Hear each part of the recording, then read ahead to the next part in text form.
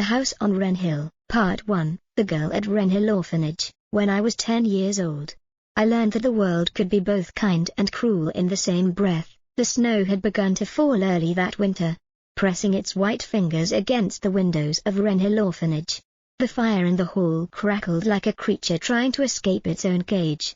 We were 32 children then, dressed in faded wool, our names stitched onto the collars of our grey frocks. I, Eleanor Ward, was neither the loudest nor the quietest among them. I existed somewhere in between, a small, thoughtful presence who often sat by the window, tracing frost patterns and pretending they were maps of countries I might one day see. Miss Hardwick, the matron, was a tall, angular woman who spoke as though every word carried weight. She ran Wren Hill with a discipline sharper than her spectacles. To her, affection was a luxury, and luxuries were sins. Yet, sometimes, when she thought no one was looking, I caught her hand resting briefly upon a child's shoulder, just long enough to remind herself that she, too, was human. My parents were gone before I could remember their faces. I had only fragments, an ivory comb, a torn letter signed with love, M., and the vague impression that someone once sang to me in French. The matron never spoke of where I'd come from, only that I'd been left at the gates on a night of thunder. Life at Wren Hill was a rhythm of chores and lessons, of prayers whispered before meals and punishments meted out for laughter too loud. I found solace in reading. There was a small library, if one could call 6 shelves a library, where I discovered the works of poets and philosophers, and where I began to believe that the mind could travel even when the body could not. It was there, one afternoon, that I met Mr. Eleanor Hale. He arrived on horseback, his coat speckled with rain, his boots heavy with mud. The matron greeted him with a curtsy so deep it seemed her bones might protest. From my corner by the window, I watched as he surveyed the room. His eyes paused on me for a moment, not in pity, but in a kind of curiosity that made me want to hide and be seen all at once. Mr. Hale was the local magistrate's nephew, recently returned from years abroad. He had come, the matron whispered later, seeking a companion for his ward, a girl of delicate health who required both education and patience. 2 days later, my name was called. I stood before Miss Hardwick's desk, my hands trembling against my skirt. "You are to leave Wren Hill," she said. "Mr. Hale has chosen you. You will serve as companion and tutor to his niece at Great Manor." I felt a peculiar mixture of dread and relief. The orphanage, for all its austerity, was the only home I knew, but something within me, some stubborn ember, longed for the unknown. That night, as I packed my few belongings, I stole one last look at the window where I used to trace frost maps. The glass was clear now, and beyond it stretched a world wide enough for even an orphan's dreams. The journey to Great Manor took half a day by carriage. The road wound through moors that seemed to stretch endlessly, their heather and mist rolling like waves. When the house appeared at last, a vast silhouette upon a hill, it looked less like a dwelling and more like a memory carved in stone. Mr. Hale met me at the steps. He was perhaps 30, his features stern yet not unkind. There was a quiet gravity about him, as though he carried invisible burdens. "Miss Ward," he said, offering his gloved hand. "Welcome to Great." Inside, the manor was a labyrinth of corridors and shadows. Candles flickered against portraits of ancestors with solemn eyes. Somewhere above, the faint echo of a piano drifted down, a melody both fragile and sorrowful. "Come," Mr. Hale said. "I shall introduce you to Clara." Miss Clara Hale was 12, pale as porcelain, her hair the color of spun silver. She greeted me shyly, coughing into a lace handkerchief. Her room smelled of lavender and medicine. From that day forward, I spent my hours teaching her reading, French, and the gentle art of finding joy in books. At first, Mr. Hale was distant. He dined alone, often riding out before dawn and returning after dark. But sometimes I would glimpse him in the garden, his expression softened by the fading light, and I wondered what sorrows shadowed him. Weeks became months. Clara's health improved, and so did her laughter. The house, once so grave, began to breathe again. I read to her by the fire. She drew my portrait in charcoal and insisted I keep it. Then came the night of the storm. Thunder rolled over the moors, and the wind howled through the halls. Clara was asleep, the candles guttering low. When a knock sounded at my door, it was Mr. Hale. His coat was soaked, his hair dishevelled. "Miss Ward," he said quietly, "I require your assistance." He led me to the west wing, a part of the house rarely entered. The air was damp and heavy with decay. In a small, locked chamber, I saw a woman sitting by the fire, her eyes empty yet fever bright. "This is my wife," he said, voice breaking.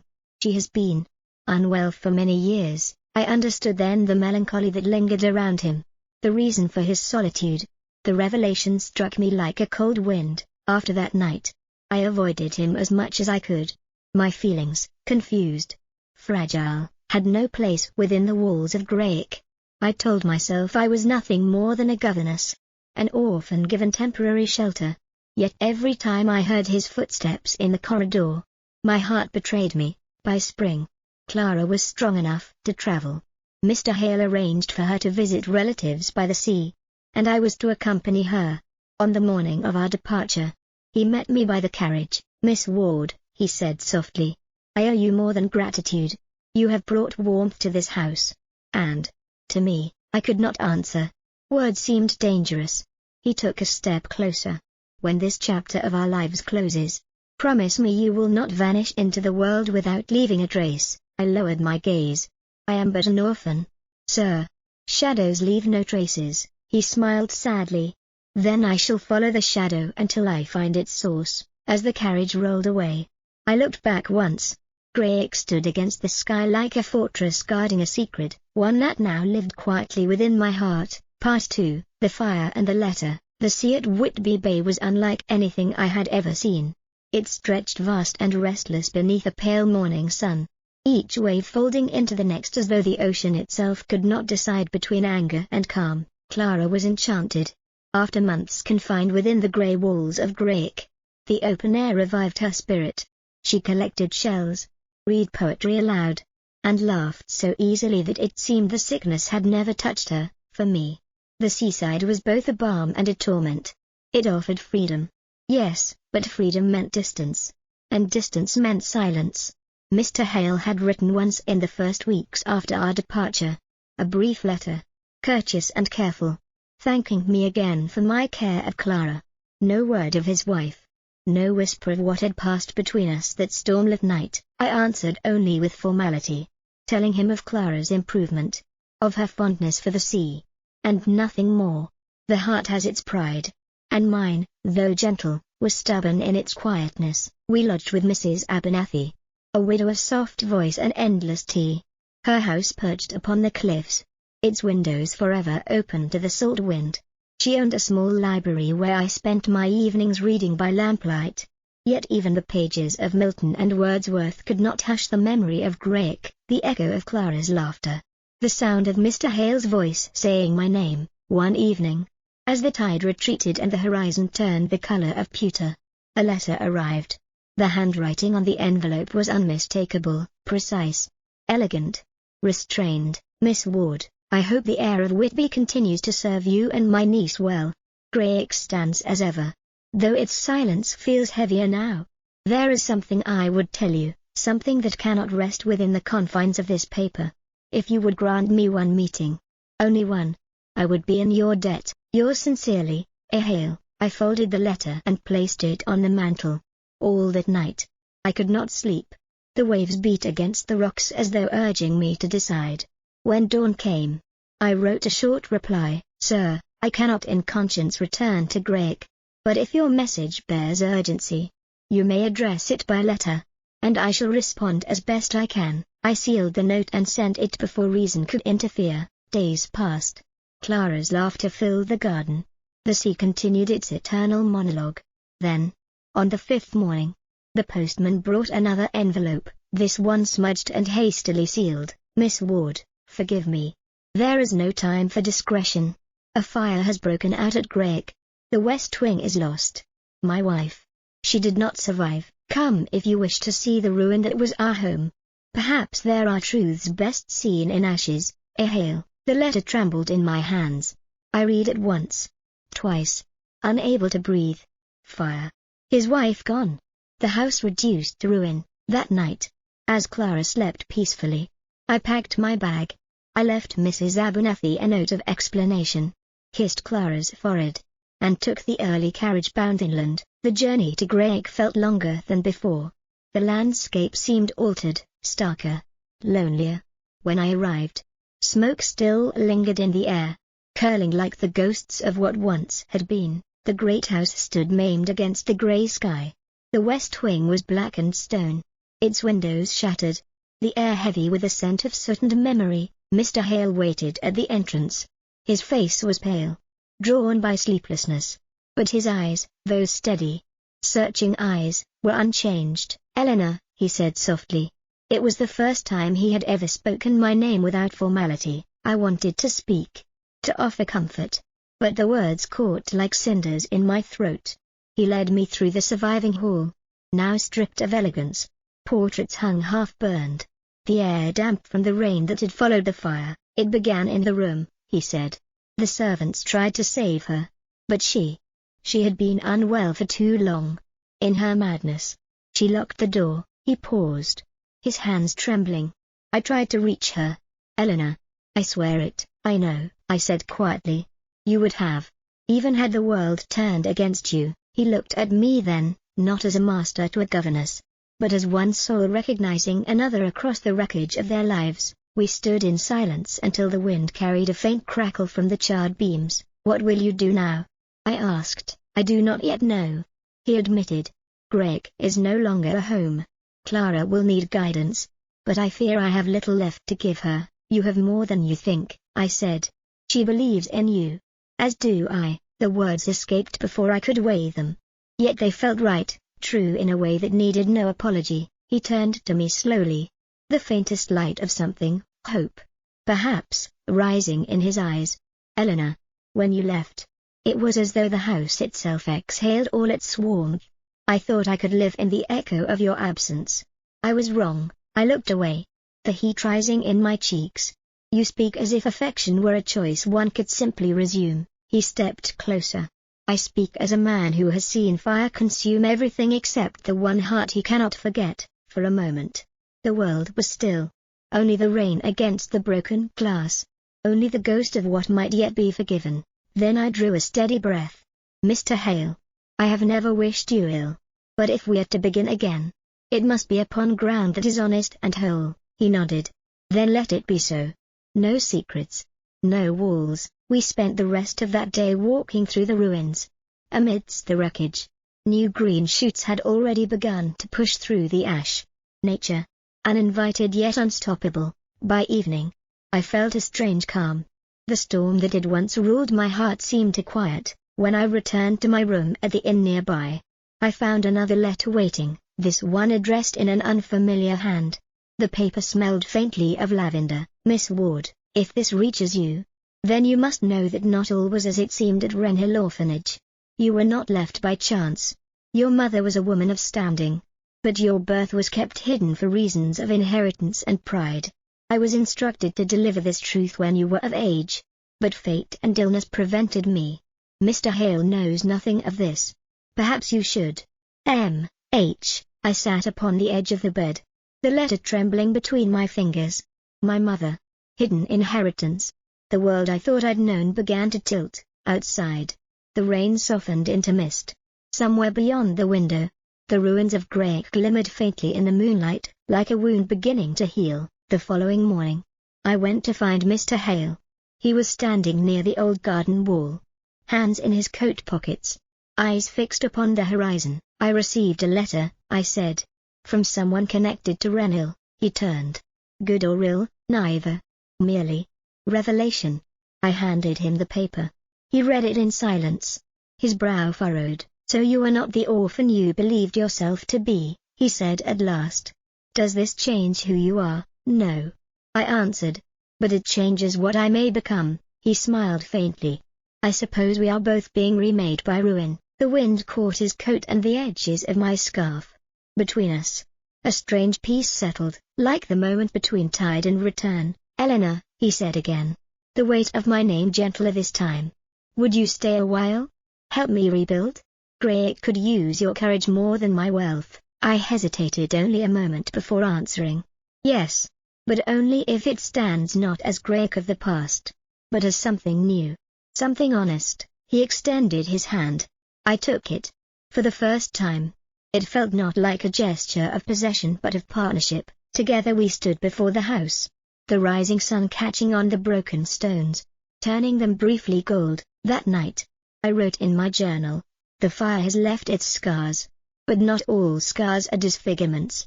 Some are the proof that we have survived.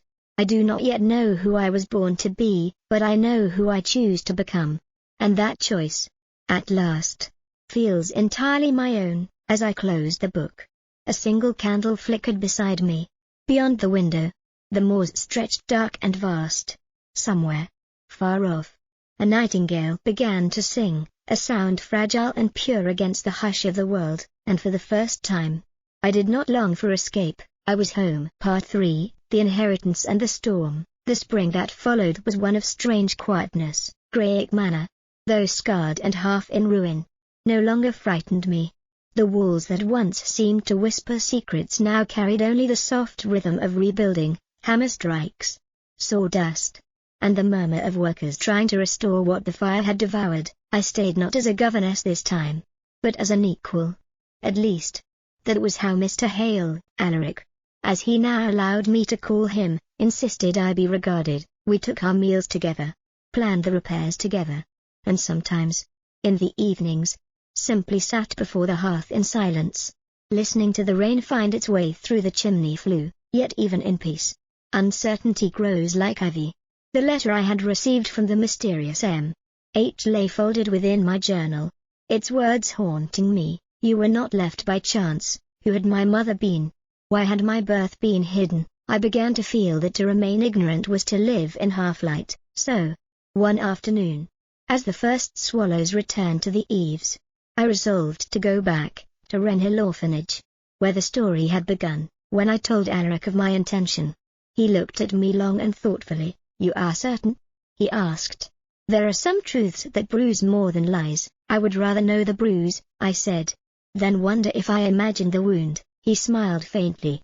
Then I shall not stop you, but take the carriage, and my blessing. The road to Wren Hill had not changed, though it seemed smaller than I remembered. The same twisted oaks, the same murky stream beside the gates.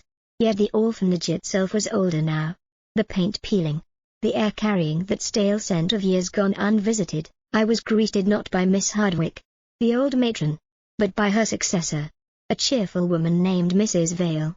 When I asked after Miss Hardwick, she told me the woman had passed the previous winter. She left very few belongings, Mrs. Vale said, but her records are still in the study. You're welcome to look, Miss Ward. The study was a dim, dusty room filled with boxes of fading documents. I searched for hours until I found a file bearing my name. Inside lay a birth certificate, dated 17 years earlier, Eleanor Margaret Hale. The air seemed to vanish from the room. Hale, the same name as Alaric. I turned the paper over. Mother, Margaret Hale, deceased. Father, blank. My heart thudded like distant thunder. Could it be mere coincidence? Or had fate been weaving its threads all along? Unseen, inevitable. Among the papers was a sealed envelope, yellowed with age. On it, in Miss Hardwick's hand, was written, to be given to Miss Ward upon her 18th year. Should she inquire of her origins? I opened it with trembling fingers. My dear Eleanor, if you read this, then I am gone, and the truth must serve in my stead. Your mother was indeed Margaret Hale, sister to Mr. Alaric Hale of Greywick. She loved a man beneath her station and bore you in secret. When she died giving you life, I was entrusted to keep you safe from those who would see your existence as a blemish upon the family's name. I raised you as an orphan to spare you the cruelty of scandal. Forgive me if ignorance was ever your pain, it was meant to be your protection. M. Hardwick. I sat frozen. The room, the dust, the years, all blurred into one trembling silence. I was Alaric's niece, not a stranger, not a governess plucked from obscurity, blood of his blood. The revelation cut in two directions, the joy of identity and the shock of what that meant for the love that had begun to grow between us. I returned to Greywick the next day under a sky heavy with storm clouds. Alaric met me at the entrance, relief softening his features, until he saw my face. "What have you learned?" he asked. I handed him the letter. He read it slowly, his jaw tightening. When at last he looked up, there was no anger in his eyes, only grief. "So," he murmured. "My sister, Margaret. She told no one." "She told Miss Hardwick," I said. "And she told you nothing. To protect you as well, I think." He sank into a chair, pressing a hand over his eyes. "All these years I wondered why she left London so suddenly, why she would not speak of the man she loved. And now—" He stopped. For a long moment, neither of us spoke. "Finally," I said quietly, "it changes everything, doesn't it?" He looked up, the stormlight glinting in his eyes. "It changes the name of what I feel, not the feeling itself." I stepped back. "You must not say that, but it is true," he replied. "I loved you before I knew who you were. Now I love you differently, perhaps more honestly. If that is possible." I shook my head. "It cannot be. The world would not allow it." "The world has never built my conscience," he said. "Nor shall it dictate yours." I turned toward the window. The first drops of rain spattered the glass. My heart was a tempest, my mind a compass spinning wildly. "Give me time," I whispered. "I need to think." "Take all the time the world can offer," he said softly. That night, the storm broke. The wind screamed against the shutters. Lightning tore the sky into jagged pieces. I could not sleep. My candle guttered in the draught as I opened my journal. "To be born in secrecy is no sin of mine," I wrote. "Yet it binds me to a silence not of my making. I am neither child nor stranger to this house. And yet I belong fully to neither." A knock startled me. It was Clara. Her hair loose, eyes wide. "Eleanor," she said. "Uncle Alaric, he's gone out to the cliffs. I think something troubles him." Without a word, I wrapped my shawl around me and ran into the storm. The rain struck hard, the wind tearing at my skirts as I reached the cliffs that overlooked the moors. There he stood, dark against the lightning. "Motionless, Alaric," I cried, my voice barely carrying over the gale. He turned slowly. "Eleanor, I thought perhaps you would not come." "I will always come," I said, breathless. "You cannot stand here in the storm." "It suits me," he said bitterly. "My life has been nothing but storms, grief, guilt. Now this. Even the heavens see fit to remind me." "You speak as though your existence were a punishment," I said, stepping closer. "But you have done no wrong, have I not?" He laughed quietly. "I loved the daughter of my sister without knowing her blood. And now I must live with that knowledge." "You loved a soul," I said, "not a name. The sin was not yours to bear." The rain softened suddenly, as if the sky itself had grown weary. He looked at me then, truly looked, and the storm in his eyes began to still. "Eleanor," he said, "if there is any future to be had, let it be one of truth. Stay, not as the girl I once admired, but as the woman who will rebuild this house with me, and rebuild herself beside it." I hesitated, my heart poised on the edge of that single breath between fear and courage. "Yes," I said at last, "I will stay. But only if we build more than stone. We must build a life that can bear the weight of honesty." He reached for my hand. Lightning flashed once more, illuminating the ruined manor behind us, the symbol of all that had burned, and all that might yet rise. Weeks passed. The storm gave way to summer. Work on Greg resumed with renewed purpose. The villagers, once wary, now spoke kindly of the young Miss Hale. Unaware that the name was newly reclaimed, Clara returned from her seaside visit, her health brighter than ever. She and I spent long mornings in the garden, pruning the roses and planning a school for the children of the estate, a wish of mine that Alaric promised to endow. At times, the memory of that night on the cliffs returned, fierce and glowing. But the scandal that might have destroyed us seemed to dissolve into the quiet rhythm of rebuilding. For the world beyond Greg, I was simply Eleanor Hale, niece to the master, inheritor of her late mother's estate. For those within its walls, I was something more, the heart that had survived the fire. One evening, as the sun slipped behind the moors, Alaric joined me by the half-repaired terrace. "Do you ever regret returning?" he asked. I smiled. "Sometimes I think I never truly left. The child who came to Greg as a servant was only waiting for the woman who would come back as herself." Mr. Fairfax met me there, guiding me through the formalities of the estate. My mother's house stood in a quiet street near Kensington, a modest but graceful residence draped in ivy. Inside, dust had settled thick as memory. In the study, I found her writing desk, her books still neatly aligned, her handwriting looping across old letters. Among them lay one addressed to me, sealed and never sent. My dearest Eleanor, if you should one day read this, knows that my silence was never indifference. I kept your name hidden to protect you from a world that would not forgive my choices. I dreamed you might grow strong enough to speak for yourself, to claim not my fortune but my freedom. Love bravely, my child. Love even the world that tried to break you. Your mother. Tears came without a warning. The words felt like a bridge between two lives, the one she had lost and the one I was still building. That night, I walked along the Thames, the lamps reflecting in the dark water like melted stars. The city murmured around me, but within that noise I heard her voice, gentle, resolute, alive. I stayed in London for several weeks, attending to the last of the legal affairs.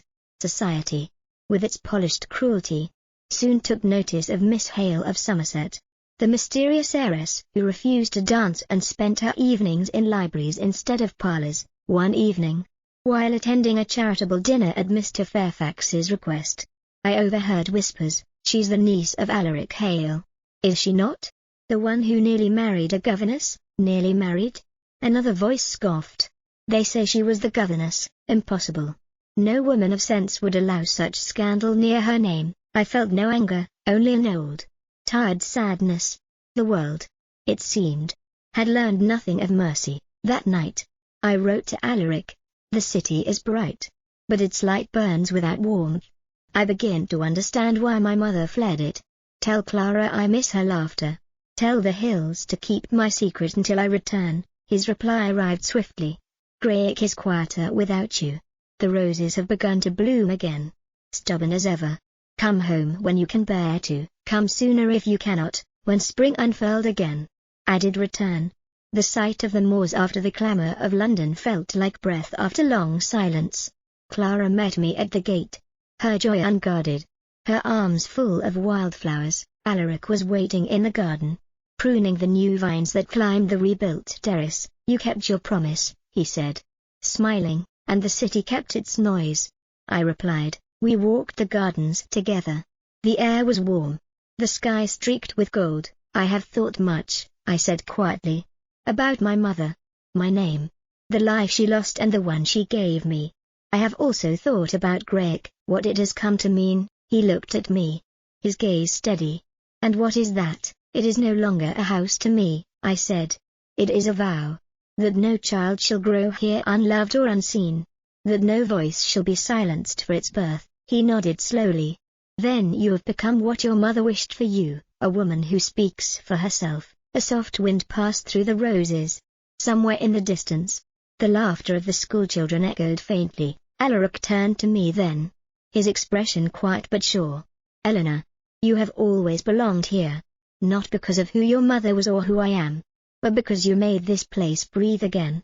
Will you remain, not as pupil, nor teacher, nor ward, but as its heart? I felt the world still around me, as though time itself held its breath. Yes, I said, smiling through the tremor of tears.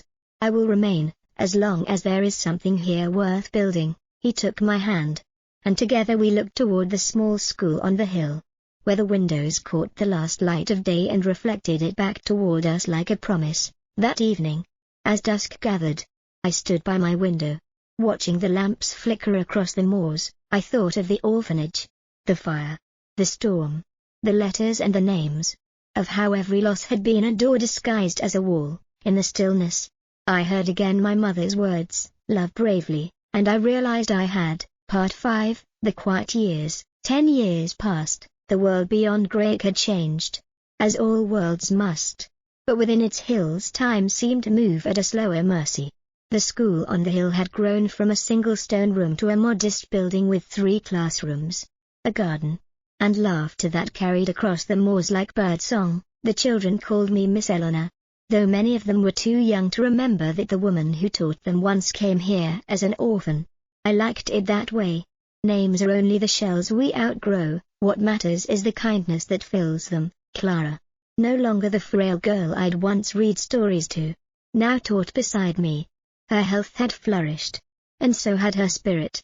She had inherited her uncle's quiet gravity and, I'm told, a little of my stubborn warmth. As for Alaric, his hair had begun to silver. But the years sat upon him gently. He spent most mornings tending to the estate, and most evenings with me in the library, where the smell of old books had become the scent of our shared peace. We were never wed, not by choice of fear, but of contentment. We had learned that love did not require a ceremony to prove its endurance. It lived quietly in the way our hands found each other while passing a book. In the shared silence after the last candle was blown out, there are moments, still, when I dream of Wren Hill, the cold dormitory, the sound of rain against the window panes, the small girl who once traced frost patterns and wished for a world large enough to hold her. I sometimes think she would hardly recognize the woman I've become. Yet I owe her everything.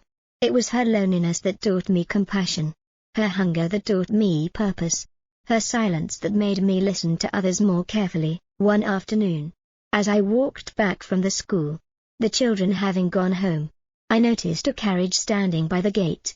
A man stepped out, tall, with the bearing of someone unused to waiting. "Miss Hale?" he asked, bowing slightly. "I'm a writer from London. I've come to speak with you about your work here. The newspapers in town call you the Angel of Wrenhill." I almost laughed at the title. "Then they've mistaken me for someone holier than I am," I said. He smiled.